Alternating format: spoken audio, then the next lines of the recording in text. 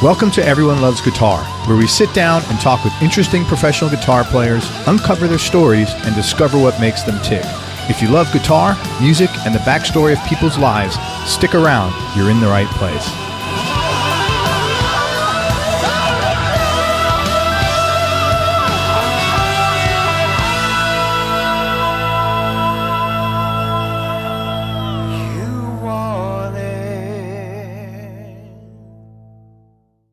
The Be Fulfilled Journal helps you be more honest with yourself and with others and be more open to handling things you've avoided dealing with for years. It's a 12-week online and journal program that helps you identify and eliminate things you do that are causing you stress and live in more gratitude and joy. It was actually developed by a long-term friend of mine who got sober in 2008, and he's put together a great deal just for my listeners. You get the 300-page hardcover journal and access to the 12-week video program online, plus free shipping, plus membership in a private Facebook support group with others going through the program, plus a 5-day mini course showing you how to let go of stuff that's draining your energy, plus a 30-day 100% money-back guarantee. To start your journey and get all the bonuses, go to BeFulfilledJournal.com/ELG. That's BeFulfilledJournal.com/ELG. For information about advertising on Everyone Loves Guitar, including information on geographically targeted ads, go to everyonelovesguitar.com/advertise. That's everyonelovesguitar.com/advertise. Hey everybody, this is Craig Garber. Welcome to Everyone Loves Guitar. I'm here with the one and only Muriel Anderson. She's a fantastic player and very unique in what she does and how she does it. Before we get into it, I just want to thank Mimi Fox for connecting me and Muriel. Mimi, you're the best. So, guitarist and harp guitarist Muriel Anderson was the first woman to win the National Fingerstyle Guitar Championships. Her Nightlight Daylight CD was listed as one of the top CDs of the decade by Guitar Player magazine and won top honors in a dozen national awards.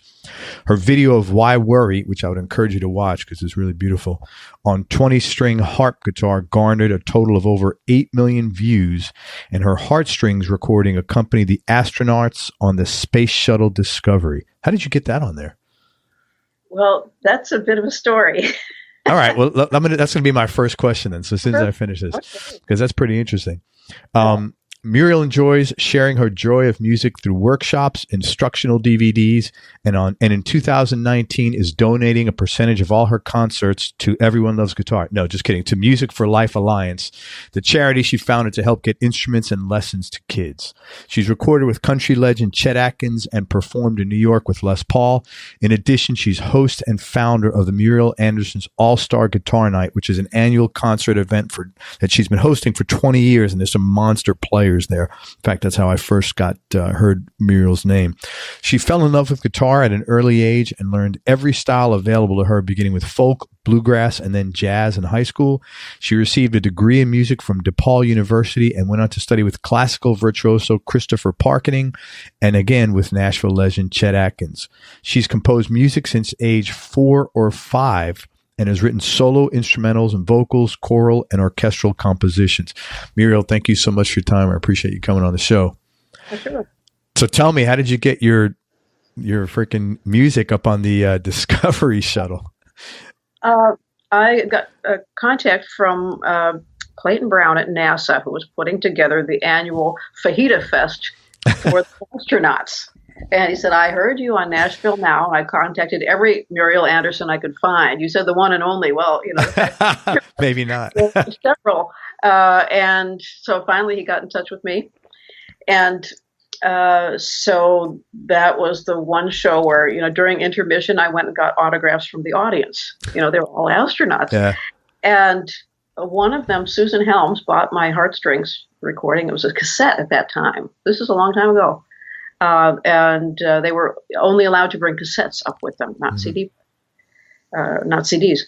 So she took my Heartstrings recording up, and afterwards she told me it was really good music to watch the Earth by. Oh man, does she have a frame of reference for that? Yeah, so that's pretty funny. She said, I about worn this tape out. She sent it back to me, the one that went up to space. I have it on my wall, and I sent her a new one. That's really cool.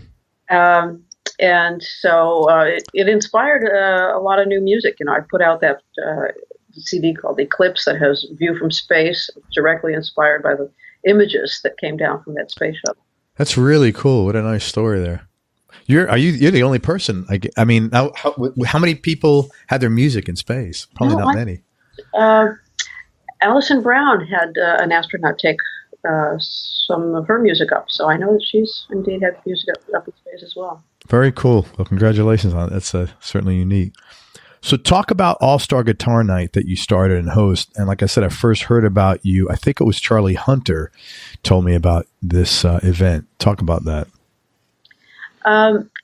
It like many things, it came about very organically.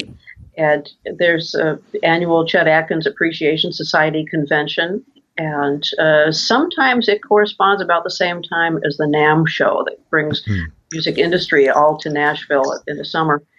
And so during this big weekend, there was a lot of guitar players got together and played music. And, we just didn't get quite enough music. So on Sunday, I invited everyone over to the swimming pool. I said, let's just have a little swimming pool and picking party. And so you just invited a bunch of musicians over to your house to hang out, basically. Chet Atkins came and Tom Bresch came and Phil Keggy, I think, stopped by. So, there were just some great players that came. And Morning and Jim Nichols were there, I remember. And some of the best music happened when we were just sitting around playing for each other and occasionally with each other. Occasionally somebody would join in. And the next year, someone asked me, "Are you doing your pickin' party again?" And I said, "Well, let's do it on stage." Okay. I called the Bluebird Cafe, and they said, "Oh yeah, come do it." And the amazing thing happened: we had just as much fun on stage, and so did the audience. And there was a line outside, going as many people as were inside were lined up outside, wanting to come in. And so then the following year, I said, well, maybe we can get a couple of sponsors and get a bigger place. And so it's grown until we did 2 shows. Actually, I rented the Ryman Auditorium in Nashville. Holy crap! So 2 shows. Twice I rented the Ryman Auditorium for that. And so we've been having them in Nashville, and we've had quite a few shows in California as well during the Winter NAMM show. So you just had it then? It's just because it's a time that brings together a lot of musicians. Do you invite people ahead of time, or is it really spontaneous, or how does that work? I invite people ahead of time, but still it has that spontaneity to it that the show comes together at the last minute. I hear from Vince Gill, who's in town, and then so he stops by, so it's amazing some of the players who have graced the stage and come by. So I'm assuming what's next is a live DVD. There is actually there are 3 DVDs. Awesome. All the way up. This has been going on for over 25 years. That's so. And are they on your website for people who want them? Yes. That's great. That's so cool. So go to MurielAnderson.com to check that out. That is really cool. How did you get into playing fingerstyle and harp guitar? And what was the big? Those are both extremely difficult. I mean, from my little perspective, and they're unique. That's not the thing that most people are attracted to. How did you get turned on by both of these things? Well, fingerstyle guitar just seemed natural. I mean, my big hero when I was growing up was Doc Watson, and he did both flat picking and finger picking. So I just thought those were, 2 parts of the same thing, 2 parts of playing guitar, and just really fun to do. And it wasn't until I was in college and started classical. I played folk and bluegrass and some jazz before that. But the only way to study guitar in college was to study classical. So I started learning some kind of Bach pieces, for the first time. And so there's one. There you go. Awesome. It goes.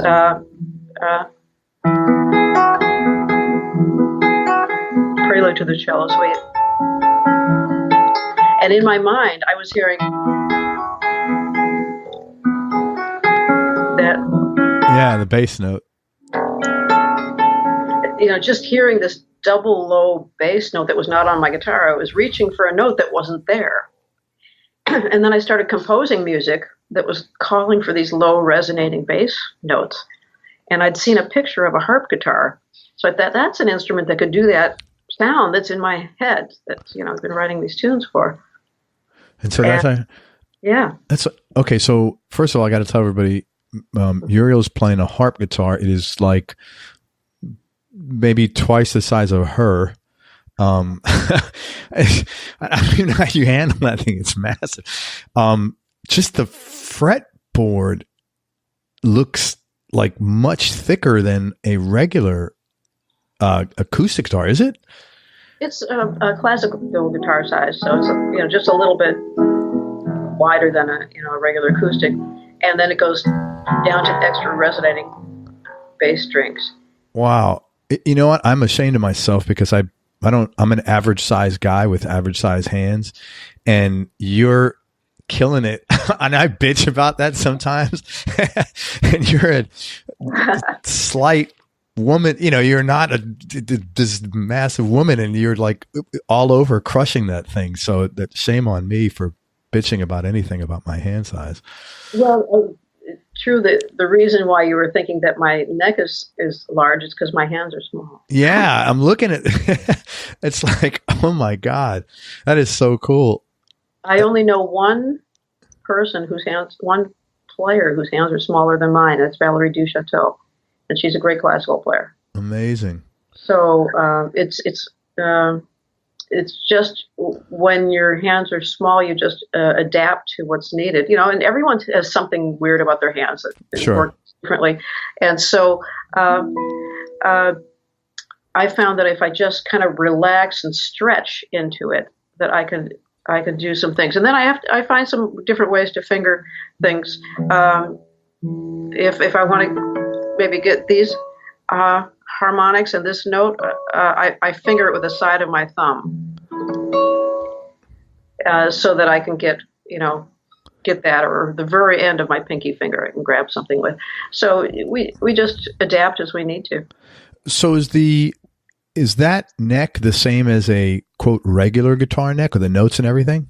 Regular classical neck, yeah. Yeah. Okay. Cool. Okay, I take that back. This particular instrument here was designed for travel. So even though it looks large for you, so that's a small one.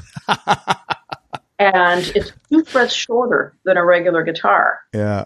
And it's tuned a step higher, so that when I'm sounding an E chord. Yeah, and that's simply so that it will fit in the overhead bin of an airplane. Look at that. That is amazing. So you literally had basically a vision for that this was the instrument you needed based on what you were. That is just so freaking. When you first played it, because you had this vision, do you think it was easier than if you had not thought, if you just tried to play it without having that sort of, sense of that you needed it? Well, like everything, I adapt what technique I need, what instrument I need, depending on the music that I'm writing or playing. So everything is driven by the music, and what I'm doing and want musically. So I think that you're right in that aspect, that if I only need one bass note in that song, that's the only one I use. So I don't try to use all the strings all the time, but it gives me the option of having what I want musically. And this particular one also has an extra set of trebles. So what do you mean by that?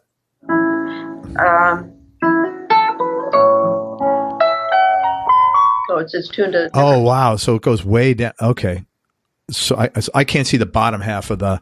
Okay. Oh wow! Holy smokes! So there's okay. So let me just lay this out. There's 1, 2, 3, 4, 5, 6. It's 7 bass strings above the regular 6 of the guitar. Yes, and 7 extra trebles on this one. All my harp guitars have different numbers of strings, actually, so it makes it a little more challenging to play. Wow! But the one I like best is 7 bass strings and 7 trebles. So it's actually built to have 8, but I took one off. So, Oh my God. So what is maintenance on that like? Like how often do you have to change strings and how long would something like that take? I change strings as infrequently as possible. On this, the main part of the instrument, the main guitar neck, I'll change about the same as, a regular guitar. If I'm doing a lot of playing, about every 2 weeks or so. Right. But just when the strings start not intonating quite right, then that's the time to change them. And the way I find that out is I stop all the other strings from ringing and play just that one note. Mm-hmm. So that bass note is still good. So it doesn't need to be changed. So they don't get as much wear as this because you're not fretting them. So sure. the strings will last a lot longer.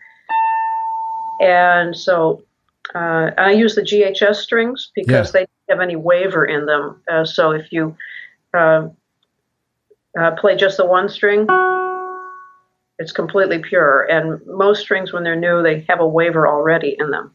Interesting. That's why I prefer these. So it's easier to tune them when they're not wobbling around. I'm not asking you what that guitar costs, but what is a price range for, harp guitars? That's a very intricate, it's not an easy thing to build. Yeah. 2,000 to 20,000. Okay. So same as kind of like a regular good guitar. Yeah. A normal harp guitar would usually be about 4,000 for a handmade one, right. Or, unless you start getting some of the good really fine builders. But that's not my area of expertise. And sure. to know that, because, those prices change all the time. There are two companies that are making them now so the prices have gone down a lot from what they used to be. So Holloway harp guitars, they're also known as Dyer harp guitars. They use that name. And Tone Devil, let's see, guitars, they're, yeah. Wow. That looks like such first of all, again, I cannot believe how big that thing is. And when my daughter was little, she's 19 now, she had this like massive teddy bear. And like some kid in school bought it for her, and she would sit and cuddle it like that, and that's what it reminds me of when you're sitting with that massive thing on you. Holy smokes, that's just amazing. I have so much respect for you because that is a big thing to control. And you do it beautifully, of course, but that's really just playing that is just such a huge accomplishment to me anyway. It was at first, when I first got my first harp guitar, it looks kind of like a sea of strings when you look down. Mm-hmm. Figure out, well, what do you do with this? And I asked Stephen Bennett about it, who had been playing harp guitar for a long time. And he said, only play one bass note when it calls for that musically. And then later, add second bass note. Okay. But even when you just play the regular part of the guitar, the sympathetic vibration of the other strings makes it sound more interesting and full. Yeah.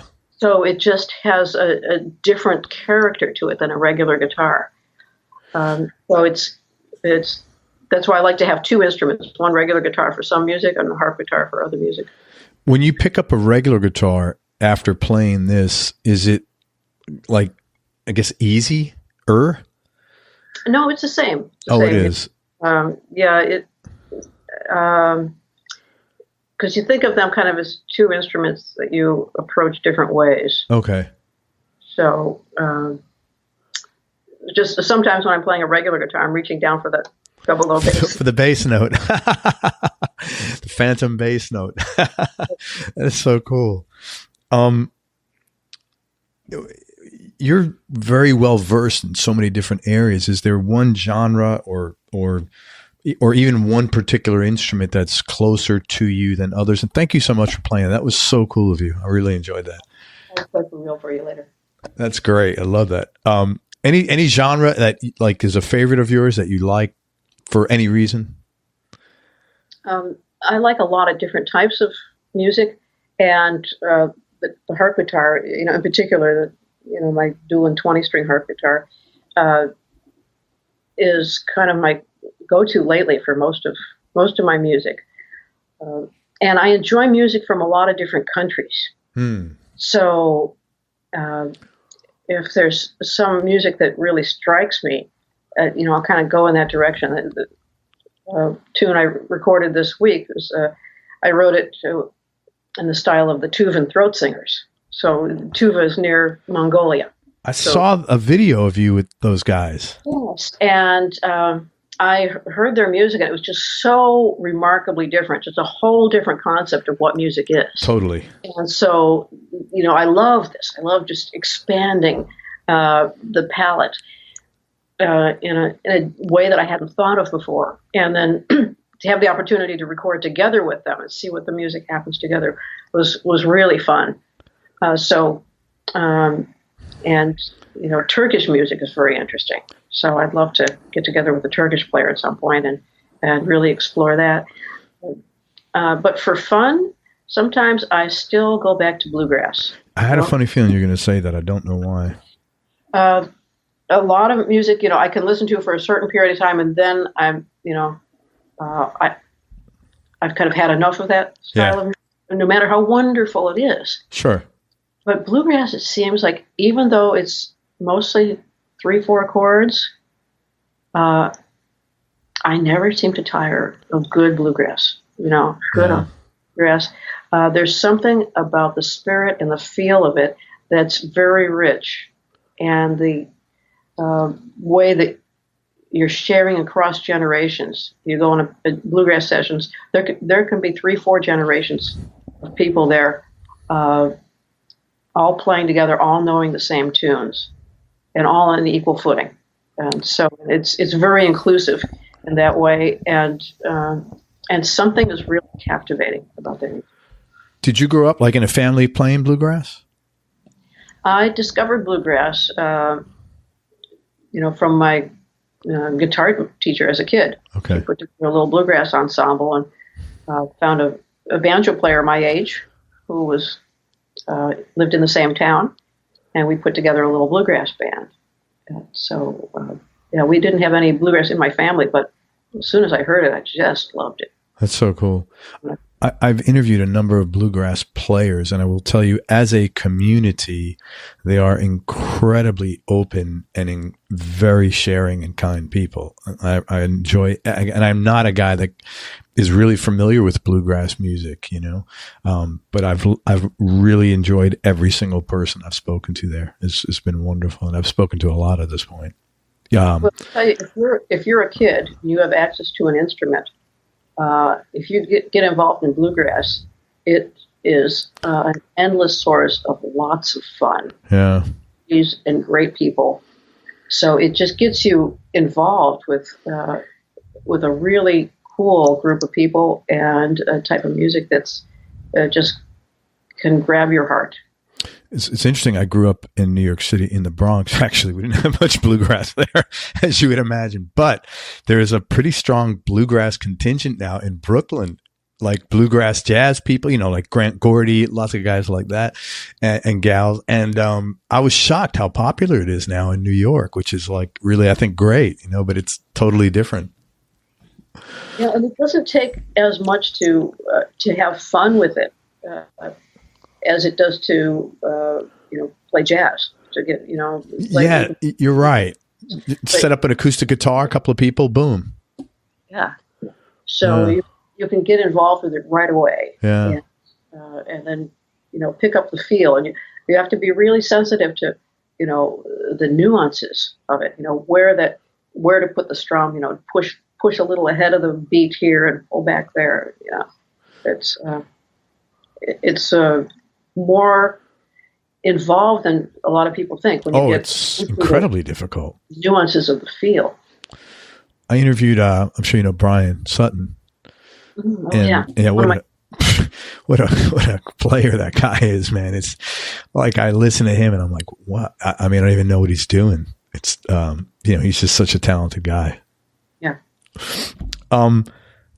if it's possible to answer this, what would you say the top 3 musical experiences you've had would be? Just go by knee jerk or gut reaction. Okay, yeah, there's just so many. One would have to be when I co-hosted All-Star Guitar Night with Les Paul at the Ryman Auditorium. Wow.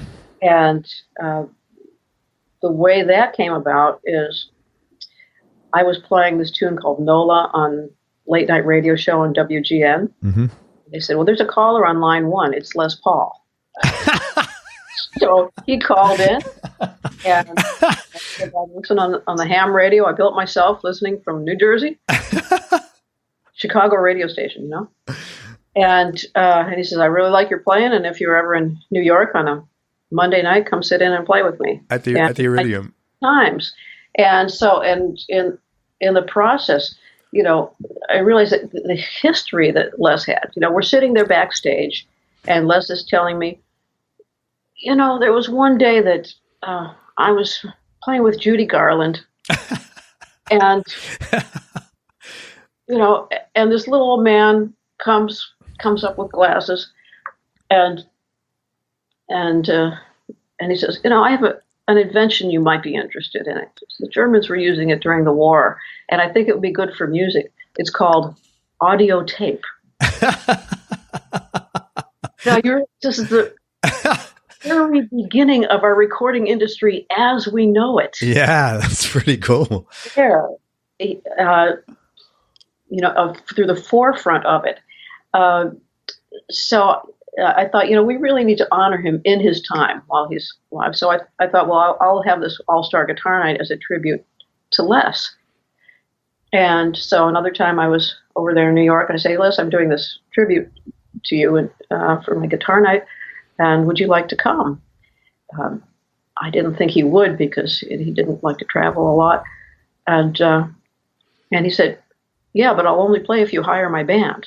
And I said, you'll play?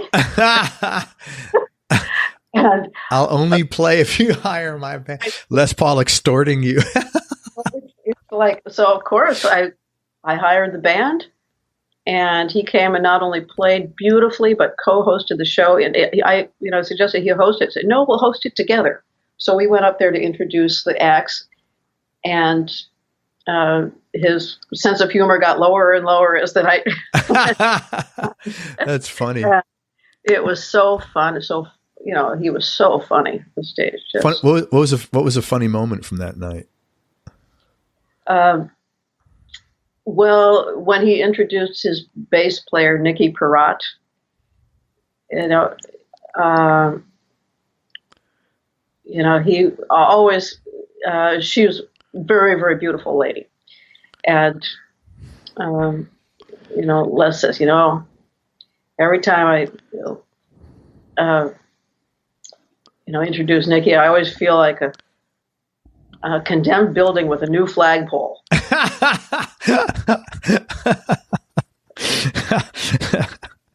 It's pretty funny. How old was Les at the time? He was in his 90s. That's amazing. That is so cool. What a great experience that you got to have that. That is so cool. I'm happy for you. Yeah. That was really nice. Okay. Another experience that springs to mind is Tommy Emmanuel asked me to join him for a little tour because we were both playing at the same festival in, Scotland. And he was touring in Northern England after that. And so I thought, well, I'm planning on going to Italy to visit a friend of mine, a Catholic priest there, lives at the Missionary Center. And I said, well, look, it's right on the way. And then I could take a little shuttle flight. I said, sure, I could do that. And it happened to be a time that my enthusiasm for music was sagging, you know, for any number of reasons. And during that period of time that we were touring, Tommy encouraged me in my music and brought back that joy of music and the energy to it. So I really have to thank him for asking me to join him at that crucial time in my music and really brought it back and brought the energy back into my music, the energy back into my composing. So I was back in composing again. What was like, if you can talk about it, what was going on that you're sort of like bored? I wouldn't say bored, but it's. I can't remember exactly what it was, but there were always some difficult times in life. Oh, sure, yeah.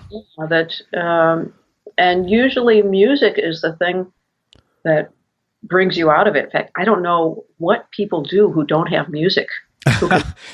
Difficult time. Yeah, it is kind of weird, isn't it? Beautiful.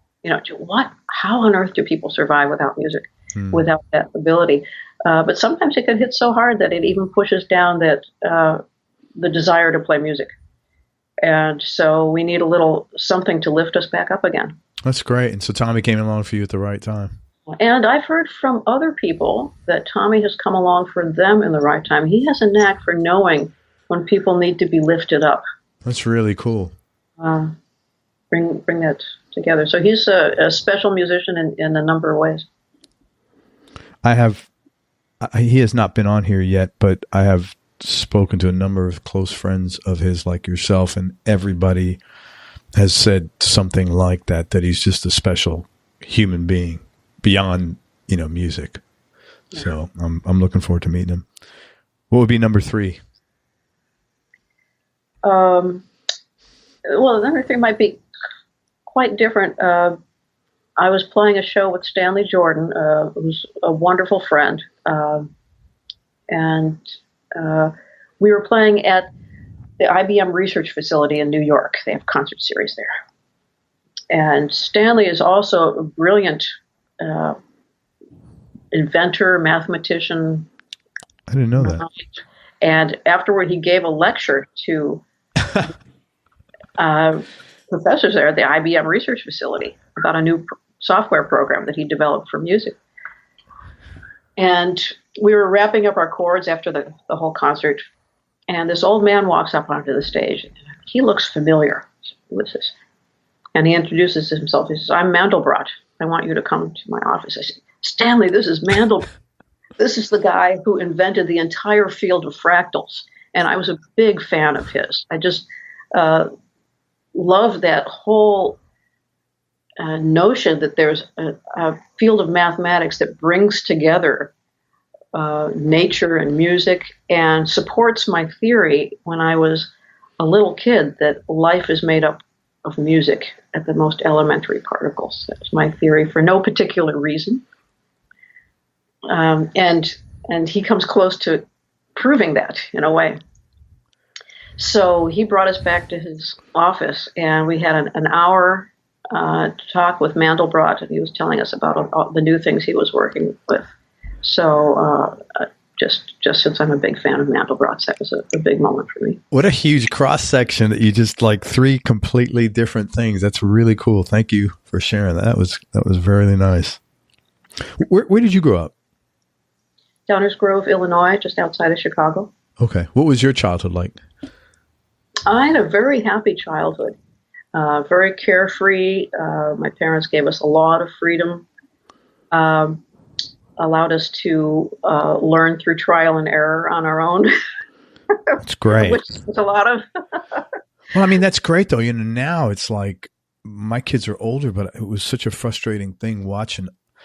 Not that I have all the answers or even any, but like these people that, control every move, helicopter parents, controlling every move that their precious kids make. And I'm like, man. Yeah, there was just incredible times of discovery, just, running out in the field and looking at how, looking at the ants and how they're working together and creating things and inventing things as a kid. And in fact, I felt a little bit guilty because I thought, well, how am I ever going to be able to be a musician with a happy childhood? Oh my God. Wait, had hard childhoods. I said, I'm never going to be able to play the blues. You haven't suffered enough, Muriel. Yeah. So I'll never be a great musician. I'll never be able to play the blues because I have. And then at one point I realized, maybe this happy childhood is preparing me for what I'm going to need strength for later in life. You actually thought that? I actually thought that, and it came true. How old were you when you thought that? That is a pretty unusual. I don't remember exactly when. Not really young,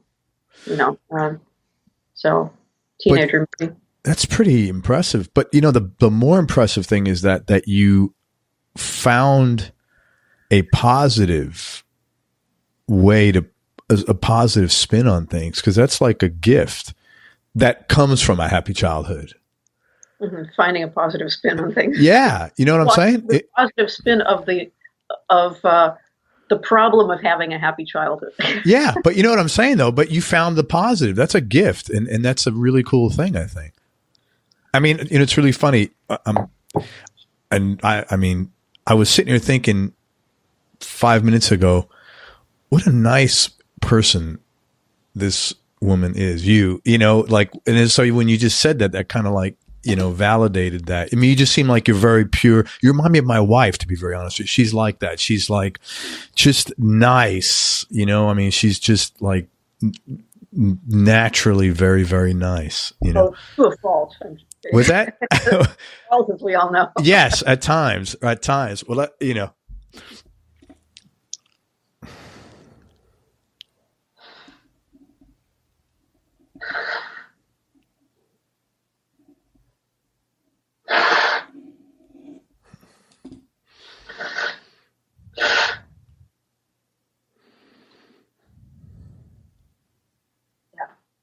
I'm at the tail end of a cold. So. You okay? Yep. Okay. So I was just thinking a few minutes ago that you reminded me a lot of my wife, because like I say, you just have that niceness oozing out of you. It's really something that is very, to me, I think it's really cool, when I see people like that. So, what kind of work did your folks do? My mother taught piano. And my father was an electrical engineer for the government, worked on the nuclear reactor safety and analysis. Oh, wow. So you had intellect and music both. On both sides. Yeah.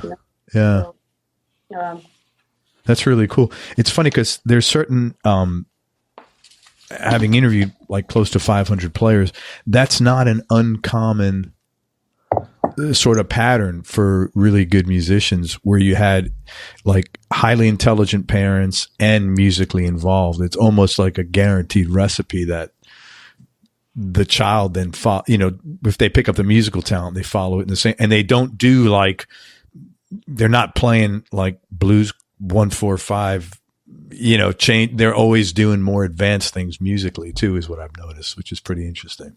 Mm-hmm. Yeah, it's like yourself. And my grandfather, my mother's father, was a professional musician, so he was my first inspiration. Really, I just thought that was so cool to play music for a living. Yeah. And he played saxophone in John Philip Sousa's band. Wow. And then later had his own dance band. In Chicago, in the Chicago area? No, in Gloucester, Massachusetts. Wow, that's really cool. Tuition. Everybody pays tuition and makes mistakes in our careers and the projects we do. You're smiling already. If you'd maybe be kind enough to share one or two mistakes you made, and the lessons, more importantly, the lessons you learned from them. Well, I figured, I've done at least half of everything wrong in my life. And, but then I do twice as much as I need to in order so I come out okay at the end of the day. All right. Yeah, the numbers work. My formula. So, there's lots and lots of things that I wished I'd done differently. But I can tell you one story that had a good outcome. Yeah. Anyway, because, not all of them I can find lessons in. Sure. Although we hope to. And maybe the lessons are a little more disguised, Sure. But one time I'd written this piece and the kind of a flamenco feel. And in the middle section, I had envisioned this kind of Lorendo Almeida style guitar lead over the top. And at that time, I had heard that Lorendo Almeida was living in Los Angeles. So during my break at my gig, I was just curious, and I picked up the payphone. So that dates about when that was. Yeah. And called the operator and said, is there a Lorendo Almeida in Los Angeles? And she says, I'm looking. Oh, here's one. I'm connecting you. And I said, wait. And he says, hello. And I say, Mr. Almeida, yes. I wrote this song that's really calling for your playing in the middle. And he said, oh, thank you. And I said, I'm coming to Los Angeles next week. And he said, well, I'll pick you up at the airport. We'll go to my studio and we'll record it. Yeah. This is pretty exciting. And so I gave him my flight information, and I'm on the airplane, and I'm thinking, I have no idea what he looks like. Maybe I should. I just heard his music. And this was back before internet. Yeah, you couldn't just open your cell phone and Google it right there on the plane. And so I get to the airport. There's this man waiting to meet me. And I'm thinking, wouldn't Lorendo Almeida be older at this point? But I couldn't quite figure it out until we're in his car on his way to the studio. And he says, I'm so happy you want me to play cello on your album. Oh my God. It was Valdemar Almeida. No relation. Oh my God. So the operator hooks you up with the wrong person. Yes. And so what do I do? I'd never thought of even playing with a cello player. So finally I had to tell him more or less the situation, but I said, but it's okay. We'll just jam. It'll be fun. Right. And it was. He was a great player. He played with the symphony, and I never played with such a good cellist. Never played with a cellist at all. Was he any relation? No relation. In fact, it was De Almeida, I think, not Almeida, but De Almeida. Oh, it was a totally different name. Yeah, right. Yeah. And it was. But I got to thinking, and a few years later, I wrote an entire album's worth of music for guitar and cello. I recorded it with Julie Adams, and it's called New Classics for Guitar and Cello. All the music's published by Mel Bay. And eventually looked him up, and we did a live radio show together in Los Angeles, the new music. You and Valdemar. You and Valdemar, yeah. Me and Valdemar. That is so you're good, man. You turned lemons into lemonade. Really was. That's really cool. Did you ever hook up with Never did hooked up with Lorendo Almeida. No. That's funny. That is hilarious, actually. I tell that one on stage, so I don't want to include that, if people come to my shows. That is great. Oh my God. That is so funny. Oh my God. That was just, if you think back, ballsy I'm assuming you were alone. You weren't with anybody, to just meet some guy that you didn't even know in the first place, to be honest with you. That was pretty ballsy of you. Well, I have a lot of faith in humankind, and that's, part of, where some of the suffering has come in. I was going to say, that's a blessing and a curse there, Muriel. I don't think I need to tell you that. Traveling in Europe alone was great because, I usually had more bags than I could actually carry. And so I was relying on the kindness of strangers at all times, just to get my stuff off the train. And, sure. To the next one. And, but traveling by myself in Europe, I would meet all sorts of people who would invite me into their homes, and I would discover the new cuisine and really get to know people in a totally different way than if you're traveling with a group. And so I've had some amazing experiences traveling in Europe by myself. That's really cool. That's a great story. Thank you. Flip side, a couple of things that you've done that, like hindsight 2020, they were out of your comfort zone. Which this could be that story too, actually. But they turned into be breakthroughs for you. Well, I wanted to write a piece for guitar and orchestra at one time, and this was another time that it was a low time in life when I needed to be picked up again, and it was Vivian and Robert Keenan who gave me a commission to write this piece for guitar and orchestra, and that gave me the money to buy an Apple computer and the Finale program and go to the desert for 3.5 weeks. Desert of Borrego Springs, where I could live at my aunt and uncle's house, and just write this piece. That's in California? Yes, Borrego Springs, California. And so I wrote the Borrego Suite there, which has never been performed, by the way. Why not? I just didn't know how to shop for orchestras. I mean, how do you shop for orchestra? So 1-900 orchestra, no? Yeah, no, I'm just kidding. I suppose. But I still have that piece sitting out there composed. But that process of going out into the desert and composing for 3.5 weeks and just thinking of all the parts in the orchestra, putting all those parts together, that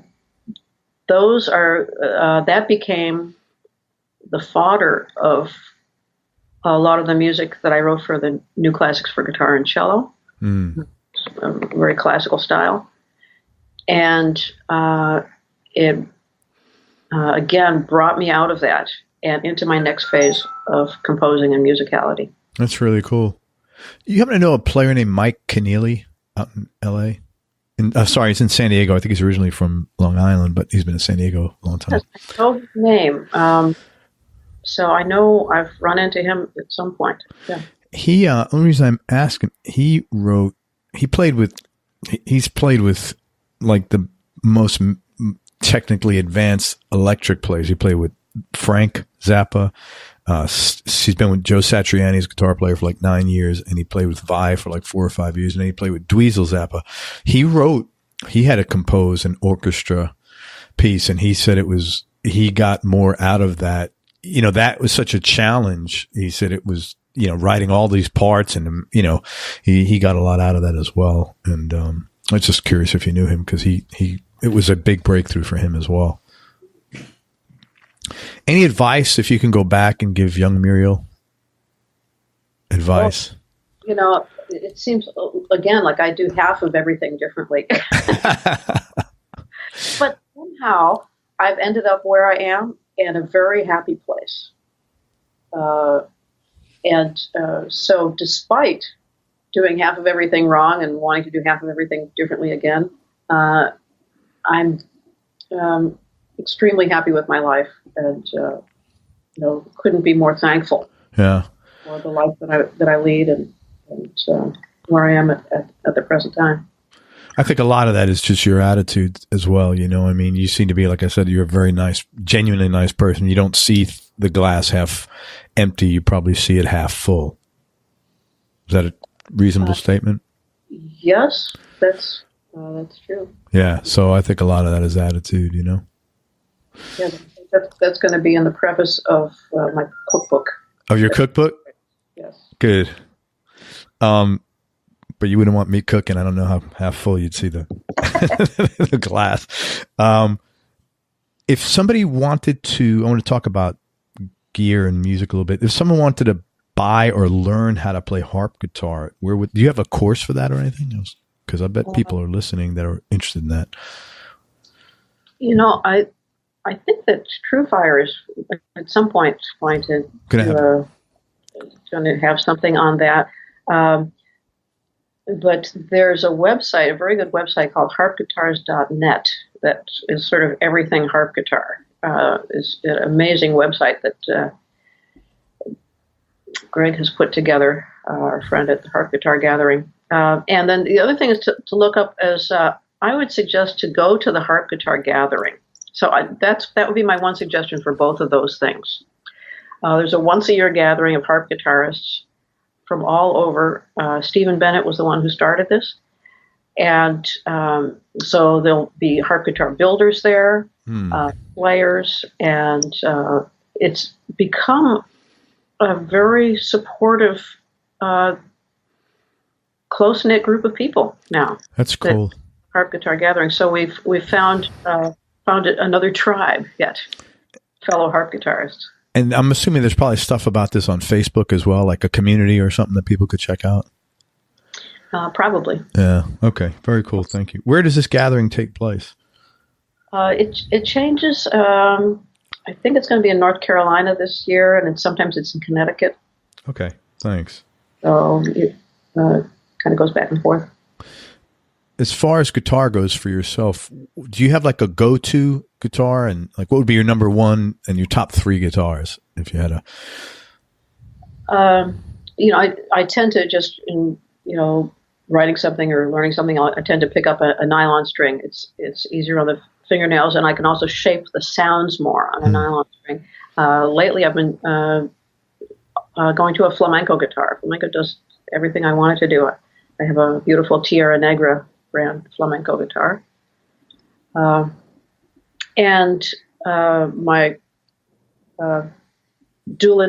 Mike Doolin harp guitar is kind of my favorite instrument. And then I have a collection of steel string guitars that I just love because, the sound that I was attracted to as a kid was a steel string guitar. And so sometimes I just want to go back to that sound. And I have a wonderful DT, which is David Taylor guitar, and a wonderful Steve Klein guitar, Bourgeois guitar, and a folding harp guitar that I use for travel. So that's by Luke Brunner in Switzerland, and so that's a great touring instrument. The other fellow's name you said was Mike Doolin, Doolin. Okay, cool. In case people are interested, Mike Doolin's harp guitar. Okay, great. David Taylor, no relation to Taylor guitars. Sure. David Taylor guitars. And that's the one that has the good story behind it. Yeah, I want to ask you, tell me about how you got that one. I was at a guitar show in Florida, and I'd heard about this builder, Paris Banchetti. Wait, where in Florida? The only one I know of is in Orlando, and it's like not that great. Well, there was a couple of years they had the Newport Guitar Festival. They'd moved it from Newport, Rhode Island, to Florida. I didn't know that. At the Newport Guitar Festival, they had it twice there. So I went and heard I wanted to get a flamenco guitar by this builder, or a classical guitar by the builder Paris Banchetti. And on my way to Banchetti's booth, I passed by this instrument, and in fact, I've got it right here. Yeah, awesome. So, wow, look at the ornamentation in that. That's the prettiest inlay I've ever seen on a guitar anywhere. And I asked the builder who was sitting there, do you mind if I play it? And when I played it, I said, this is a sound that's been in my mind since I was a kid. This is my sound. This is me. I said, just put a sold sign on it. So bargain, which is not like me. So I just said, just put a sold sign on it. And then I said, well, I don't know how I'm getting it back to Nashville because I'm buying this Banchetti guitar and I'll have 3 instruments with me. And he said, well, I live in Tennessee. And in fact, you may not remember, but I came to one of your guitar workshops once. And I was so inspired that I went home and I drew up the designs for this guitar. Wow. And this inlay is a rose from my garden that reminded me of you. Wow. That's potentially a little creepy, but yeah. guitar before I realized it was built for me. And I was just amazed. And I walked, and I had no intention to buy a ladies' parlor guitar. I never even thought of a ladies' guitar, you know. And I wasn't in the market for a steel string at all. But it was when I played it, it just sang to me, and still does. I still feel that. And I walked to the end of the booth, the end of the hallway there, and there at the end of the hallway, in a display of historic instruments, was my old ladies' parlor guitar that I bought from my first guitar teacher, that I'd sold to somebody who, and eventually the guy who was running the festival bought it and had it in his personal collection. Did it say that it was originally yours? I recognized everything about it, from the inlay to the, and I said, but I don't recognize these tuning pegs. He said, oh, I changed the tuning pegs. Wow. That's wild. More authentic. And, but I recognized every little nick of it, everything. And, that's so voodoo stuff. I sat down and I played it for a little bit and put it back. I didn't need it. I was just happy with my new ladies' parlor guitar. But, so there's even a, why is that called a ladies' parlor guitar? It's the shape, so that, back around 1900, I guess, they, like a tighter waist kind of.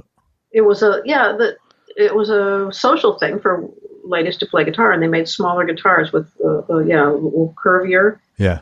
To sit on the lap, like this, and so this smaller size and this shape is called ladies' parlor guitar. Very cool. That's wild. That's really weird. I couldn't believe. Yeah, I mean, there's a lot of stories like that. I think that when you get in the zone playing music, you get a lot of serendipity. A lot of things like that happen. Yeah. And to me, I've talked to other musicians who say the same thing. That, the more they're in the zone playing music, the more these things just happen. Yeah, I have weird things like that happen to me, but not in any one particular area. Just kind of weird stuff like that. But that's pretty cool that the guy thought of you and made it specifically for you. It's you would have thought he would have, like, when you came around, he would have said, "Hey, Muriel, I'd like to show you this." No, he didn't say anything. Yeah, that's kind of weird, isn't it? He didn't say anything. I saw it, and I was immediately drawn to it. Wow. Yeah. Very cool. You play that a lot?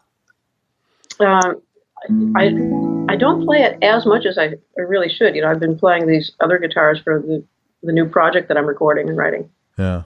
So now that I take this out, I think I'm going to play this again. And you never use a pick, of course. You're always just fingerstyle.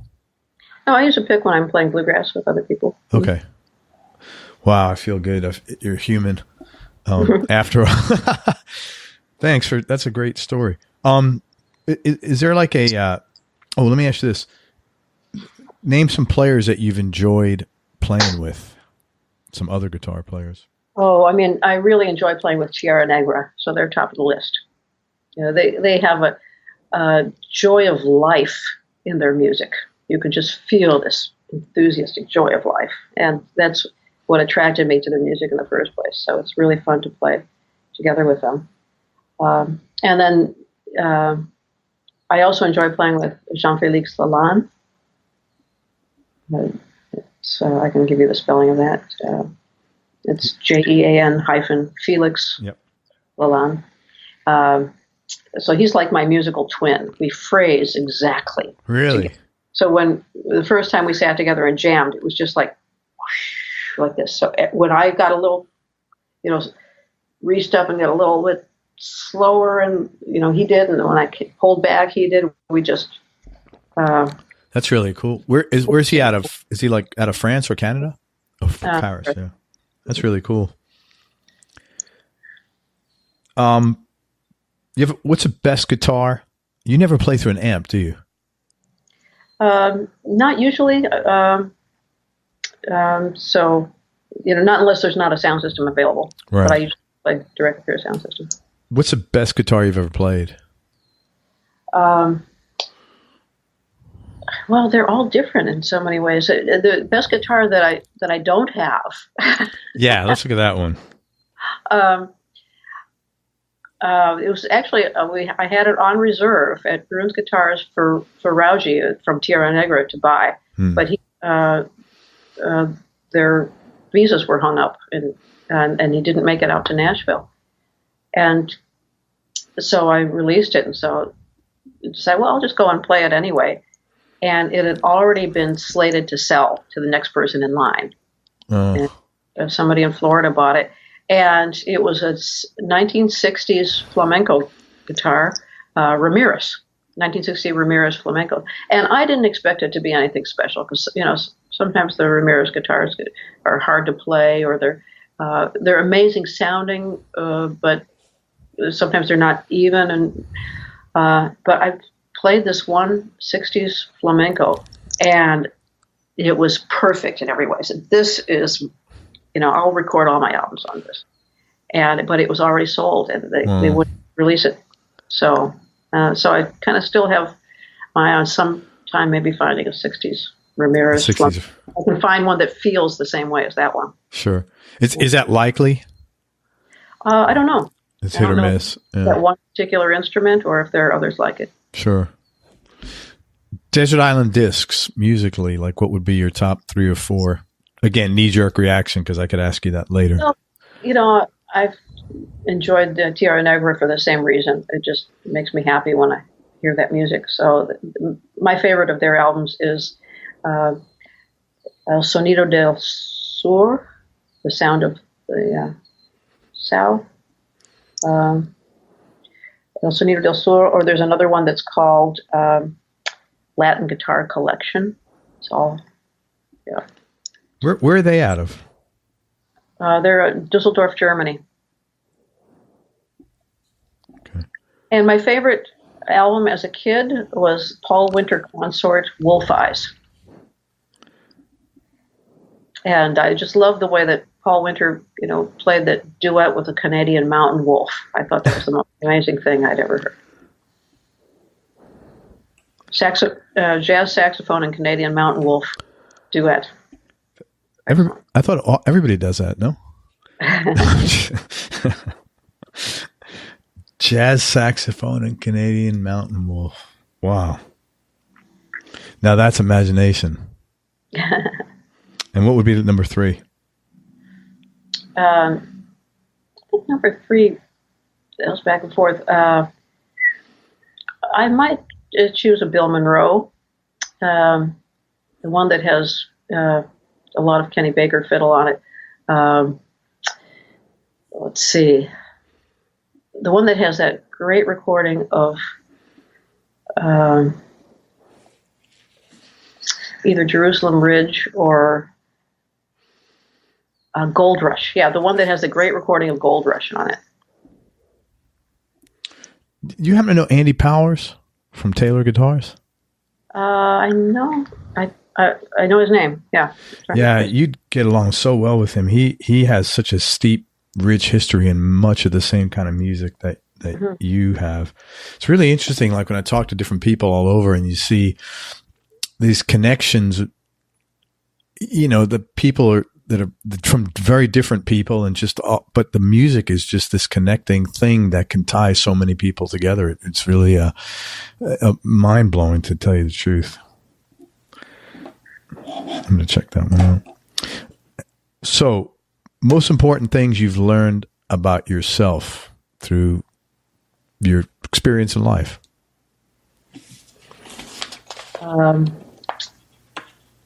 That's kind of a hard question to answer. Oh, yeah, they're all hard from here on in. You can't get off the hook. Let's see.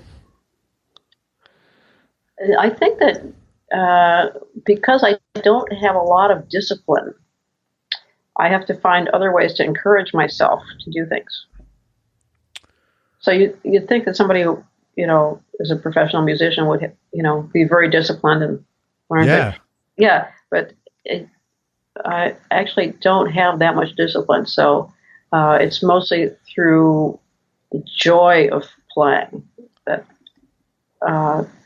makes me go there. And so I have to find other ways to push myself to do things, since discipline is not something that comes as that's, you know what? That's almost like you're looking at that glass half full again, because you obviously are disciplined. You might not be regimented. Like, okay, I'm going to practice from, 3:30 to 4:30. But you've got to be disciplined. You probably just don't look at it as discipline because that wouldn't feel good. But you've got to be disciplined to master your craft as well as you have. And in so many areas. And just the study of music that you have. I mean, you didn't just fall off a log and know that crap, That's interesting. Yeah, you could probably do anything, because you have this really good way of like framing everything in like roses. That's really cool. I mean, it's the only way that works. I mean, yeah. I'm not very good at doing things that I don't want to do. Yeah. In that way, so I have to frame them. That's great. No, I think that's great, because I think I would imagine the outcome of that is less stressful. If you know what I'm saying. For one thing, I took an unusual path in music, partly because of that. People were saying, well, are you going to be a classical guitarist, or are you going to be a jazz guitarist, or a bluegrass guitarist? And finally I realized, I just have to do the music that I love. Yeah, yeah. That is some great tunes in all of those genres. And then everyone I talked to said, no, you can't do that. Jack of all trades, master of none. There's no one will know what bin to put your music in the record. True, nobody will. There's no manager or agency or anything that will take you on, which was indeed true. You have to do everything yourself, which was indeed true. So, but I figured it's the only way I'm going to do it. I didn't want to, in the classical world, have to learn a piece that I really didn't like. Sure. To play it with this orchestra or something like that, which is part of that. I just wanted to always play what I loved. And then so that ended up, in concert, playing music of all different styles from all different countries. And the audience loved it, but the industry had no idea what to do with it. And still has no idea what to do. But it doesn't seem to, you're not worried about that. No, I didn't set off to be rich playing music, Yeah. And so it was almost like I figured out which types of music don't make money, and I did those, So, but gradually there was a grassroots. People started liking it, and very slowly people started telling other people, and so it's a slow way to develop a career, and I don't recommend that, but it's the way that worked for me. Yeah. To keep that joy of music alive, keep that deep love, the deep energy that makes the music breathe, and that keeps something really special about that music. So that's why, that's where a lot of that is born. I've interviewed a handful of players who have had a similar sort of battle, for lack of a better word, about, not wanting to get put in a box, and they just play what they like. And it would seem that, again, that is a lot less stressful than having to do something that you don't like. Then it's like having a job. Yeah, worse, actually, because people may like their jobs, but when you're forced to do something, you know what I mean? So it seems very liberating, and I give you credit, and everybody else I've spoken to that does follow the road less traveled, if you want to call it that. But I think music is such a spiritual, emotional thing. I don't really know how you can do that well by not doing that, almost, Like it wouldn't seem to be congruent playing something that makes you unhappy, sort of. I don't know how you could do that well. To keep the spirit alive. Yeah. Oh. Wow. And see, my next question goes to your discipline. It says that you obviously have a great work ethic and an incredible passion for creating and playing music. Are you good with balancing your time, like family and friends, outside of the work aspect of music? I would say yes, that I do really value spending time with family and friends. Yeah. But I don't often tell them how important they are to me. So I'm not very good at expressing gratitude to people and giving people compliments directly. Yeah. So I think that not a lot of people know how important they are to me. I don't share that often. A lot of people don't. Like, people express that different ways. Inviting somebody to your event every year is probably how you express that. Sitting down and playing music. You know what I'm saying? Verbal.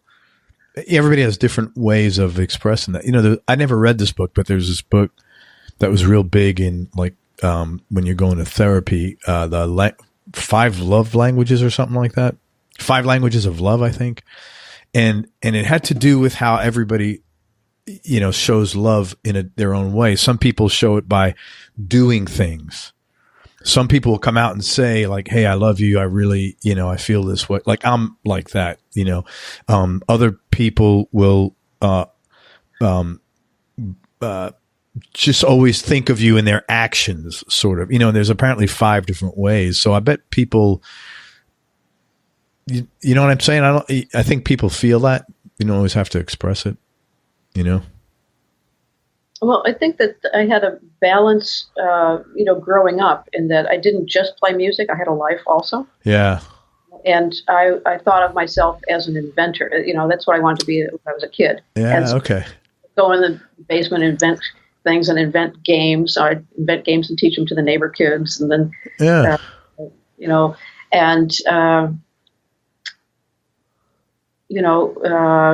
I like the visual arts and so I think that now I'm feeling as an inventor on my instrument. So I've come up with a lot of my own techniques. And when I approach the instrument, I think that's part of the way I'm able to progress without as much discipline as you would think. Because if I can't do something, then, it's a puzzle. Look, how do I solve this puzzle? Right. So I think of it as a game and a challenge to solve this thing or to create this, what I'm trying to go for, this either a sound or a feel that I'm going for. Yeah.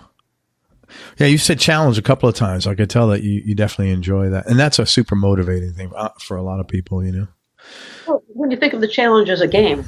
Yeah. That's the kind of challenge. And then it was also in the packaging I'm doing now for when I'm putting out CDs. They're never just CDs. I want to do invent something. So the last 2 that I did are double as greeting cards. They come with an envelope, and you put 2 stamps on it, and and you can send. And then the Nightlight Daylight CD. This one, it's a double CD. So that's the daylight side. Oh, cool. And that's the nightlight side. And then when you push the moon. Wow, that is awesome. So you push the moon and the stars light up all over. Wow, and you get like a shooting star over there. Stars light up, yeah. So that was my concept. Let's see. I actually did a provisional patent on that before Hallmark started doing it, Very cool. With the LEDs and went to a designer, Paul Reagan in Santa Cruz area, and he did the first prototype and programmed the lights, and then found a place to do it in fiber optics. And so it was a 2-year project. And you thought of all that yourself? Yeah, that's really cool. I didn't do the actual programming. No, the mechanics, but I mean the concept was really cool. Yeah. So there's so I'm continuing my inventor kind of kid dream. Good for you. That's awesome. In different ways. Who's had the biggest influence on you musically and then also personally? I think Doc Watson, in many ways, he was my first big inspiration for playing guitar. And Chet Atkins later on, in the way he treated people and kept his enthusiasm for music alive and his openness for music, his way of approaching music. So in what he taught me, that I came away with a lot of that, much more than the tunes that he actually showed me. He changed a lot of people's lives. You know Pat Bergeson? Yes. Yeah, I interviewed Pat, and he, changed his life dramatically.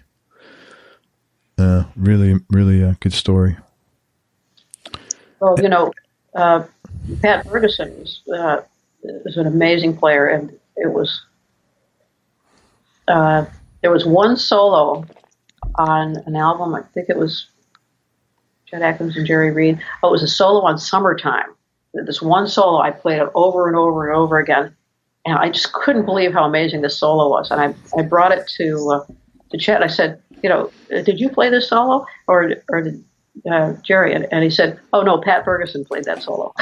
I'm going to check that out. I'm glad you told me that now. Pat solo on Summertime. So that's when he was playing in Chet's band. Amazing. He changed his life. I mean, what a great story that was. And how about personally, who's been the primary influence in your life? My parents, of course. Parents. Go without saying. They just have always been exemplary, and both parents just take great joy at what they can do for other people. And so when I was growing up, the dinner table would be my father talking about what he did for people that day. Right. And so I think just having that from an early age, and also since I was a little kid, we went to Quaker meeting on Sundays. In addition to other churches, my parents wanted us to be able to decide what religion we wanted to be. Sure. And but just sitting for an hour of worship once a week, I think is centering in some way. And as a kid, I think that was a good thing to have that time. And I'm not a great meditator now, but I just think that the culmination of having that hour of quiet, introspective time was really helpful. Are you good about downtime for yourself, like to just set aside time to think? I try to, but I don't know if I'm good at it. I would think you're pretty good at it with all this new stuff that you've done. 3 more questions, Muriel. Do you have any hobbies or interests outside of music? Yes, and one that I am turning into the next project. Let's talk about that, because I know what you're going to talk about. So I've always enjoyed good food. So not only cooking, but enjoying other people's cooking.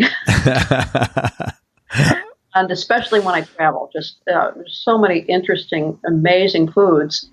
And when I travel, I come back and I cook that way for a while, So, like after going to Brittany the first time, I was making buckwheat crepes sometimes 3 times a day. Good for you. Lunch and dinner, I just couldn't get enough. And so I've had this idea for 25 years or so of doing a cookbook with music to go with each recipe. And so finally I am doing that. So the recipes and the music come from all over the world. We had talked about this Tuvan tune that I recorded. Yeah. And before I even composed that, they showed me how to make these Tuvan lamb dumplings that are amazing. So I asked them to teach me to cook something typical of Tuva. And they did. And so that'll be in the cookbook. Where is Tuva? Tuva is near Mongolia. Okay. And where's Brittany? On the board. Brittany is the western part of France. Okay. Thank you. Western France. And in fact, we're planning on going back there this fall, in addition to Portugal and Spain. To Tuva or to Brittany? Oh, to Brittany. Brittany, Portugal, Spain. And we're just at the point right now, it's a good time, that I have all the recipes pretty much ready. And I would be interested in having some people try the recipes and see what they think. And so I'm going to put up a little part on my website, probably on the patron page. Great. For people to try out the recipes. That's Muriel Anderson, Muriel Anderson with an o.com/patron. Excuse me, Patron. That'll be really cool for people to do that. And I tell you what, cooking is the number one, believe it or not, it's the number one hobby of musicians. Oh, really? Yeah, it's the number one answer I get. People. It's not just the cooking, but it's the whole process that I think that the cooking process should be a celebration, should be fun. And that's why I like to cook together with music. First time that I got together with Tierra Negra, we were jamming and Leah was cooking. And then sharing it with friends, neighbors, family, that fuels a kind of joy of life. De vivre, they call it. Yeah. And so what I'm looking for with this cookbook is more than just a cookbook. I'm looking for a way to bring joy into your life and to bring some interesting flavors in both the music and the food. You know what? You just reminded me. I just wrote down a note. I'm going to cook with my wife Friday night. We used to do that. We haven't done that in a while. So thank you we just make sauce together. It's not, but we just do it together. It's just fun. We have a drink and thank you. I just wrote that down. And in the recipe book, I talk about a half glass of wine for the cooks, and that is a glass half full. Yeah, that's right. Well, we're probably going to do a little more than a half, but it's been a long week. Sure. Do you want to talk about your charity, Music for Life Alliance? Yes. When I was doing All-Star Guitar Night, we were taking the funds to at first support Gilda's Club when it was getting established in Nashville, cancer support. For Gilda Radner? Gilda Radner, yeah. When that got off the ground, I thought, well, I'd like to support an organization that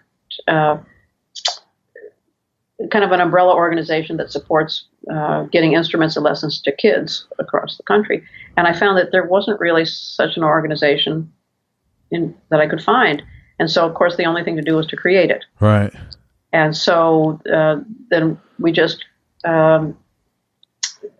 if you go to musicforlifealliance.com, you can see all these organizations across the country that are doing good work and have been screened. So if you have an instrument to donate, you can just, go there and find the right place. And then we give grants and recognition. That's really cool. Organizations that are doing the real work. So what I'm doing is just a small part of supporting the work that's already out there at a time that it's really so needed. Any success stories that you can share? Yes. Let's see.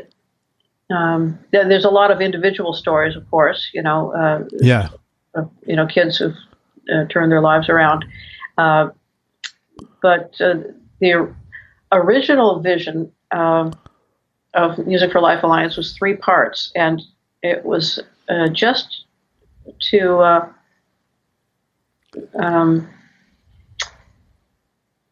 first to get instruments and lessons distributed, or instruments distributed to school programs that taught music needed instruments. And the second part was to have an actual program that teaches after school programs. So it teaches the teachers, and then they in turn teach the kids. And then the third part of the vision was the website that can kind of support all of the organizations and unify them, let everyone know about each other. And our first partner was the Sheldon Concert Hall in St. Louis, and they did an excellent job with collecting instruments and distributing them. And they are still doing that, and they've renamed themselves to Music for Lifelong Achievement. Oh, that's cool. And then the second part, I tried to get a program going in the Nashville area, and I had support from the juvenile court judge and the musicians union, and Washburn Guitars, so they would donate all the instruments we needed. But unfortunately that year I lost all my governmental support because the person I was working with lost the election that year.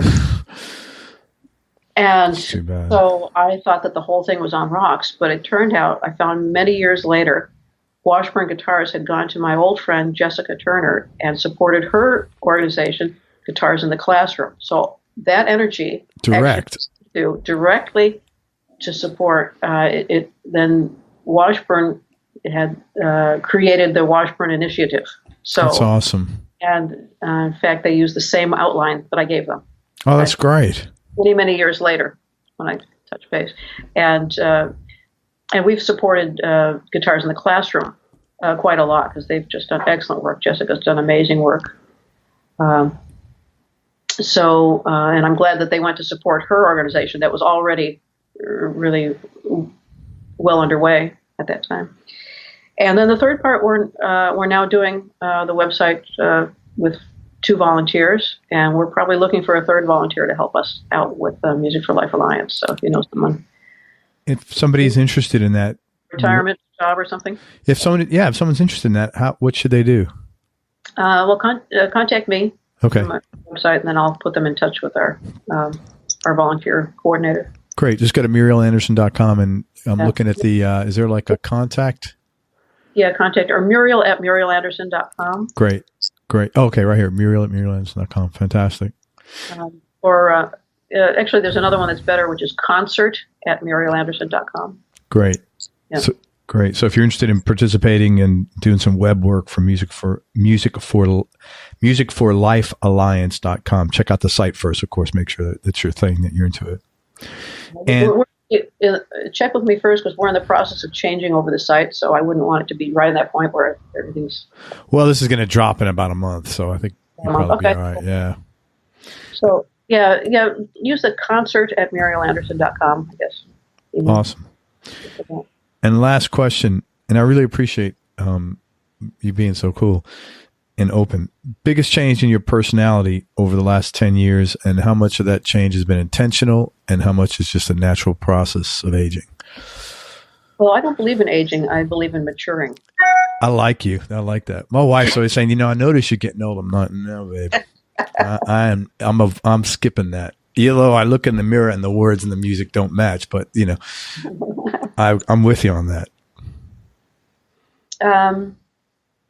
Let's see. I think that I'm more relaxed, and I've noticed that in young players, the old fake it till you make it thing. Sure, absolutely. That, young players are a little overly enthusiastic about promoting themselves, and I used to be that way a lot, and and I'm that way a little less now. Because I think that, let's see, I think just being in a very comfortable place. Right now, I'm more interested in helping other people, what they're doing. It's a time of giving back. Yeah. And so when I see younger people who are in that phase, I realize, okay, they're in that phase. I know that. I cut them some slack for it. If there's people who've been in the business for a long time who haven't grown out of that, then I say, come on, you're an adult. You don't have to promote yourself anymore. Well, listen, So, thank you for everything. Let me just tell people about a couple of things that you have going on that they should be aware of. First of all, if you haven't checked out Muriel's music, please do. She's a beautiful player, both at acoustic and the harp guitar, which is incredibly difficult to play. It's Muriel, Muriel Anderson with an O. Go to her website. Her biggest and most well-known record is Nightlight, Daylight, the CD she talked about. And you can go there and get a free download. Go to murielanderson.com/nightlight.